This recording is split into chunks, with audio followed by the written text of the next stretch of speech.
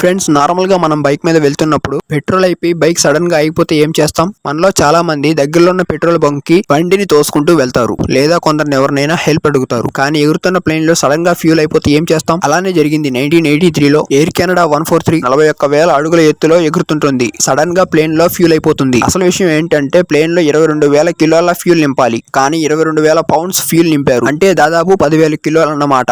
41,000 అడుగుల ఎత్తులో ఉండగా ప్లేన్ యొక్క 2 ఇంజిన్స్ ఒకదాని తర్వాత ఒకటి ఆఫ్ అయిపోతాయి. అంటే దాదాపు ప్లేన్ లో ఉన్న ఫ్యూల్ అంతా అయిపోయింది అన్నమాట. అలాగే మిగిలి ఉన్న కొంచెం ఎనర్జీతో ఎమర్జెన్సీ వాళ్ళకి కాల్ చేస్తారు. ఎమర్జెన్సీ వాళ్ళు దగ్గరలో ఉన్న ఎయిర్ ఫోర్స్ యొక్క పాత రన్వే పై ల్యాండ్ చేయడానికి పర్మిషన్ ఇస్తారు. కానీ ఎయిర్ ఫోర్స్ బేస్ పాతడవడం వలన అక్కడ రేస్ జరుగుతూ ఉంటుంది. పైలట్ ప్లేన్ స్పీడ్ ను తగ్గించడానికి ఫాస్ట్ గా స్విప్ చేయడం కరెక్ట్ అనుకుంటాడు. దాంతో ప్లేన్ ల్యాండ్ అవ్వగానే ఫ్రంట్ టైర్ బ్లాస్ట్ అవుతుంది. తర్వాత కొద్ది దూరం పాటు రన్వే పై అలాగే వెళ్లి కొద్ది దూరంలోనే కొందరు సైక్లింగ్ చేస్తుంటారు. కానీ ఎవరికి ఎలాంటి ప్రమాదం జరగలేదు. లైక్ చేసుకోండి.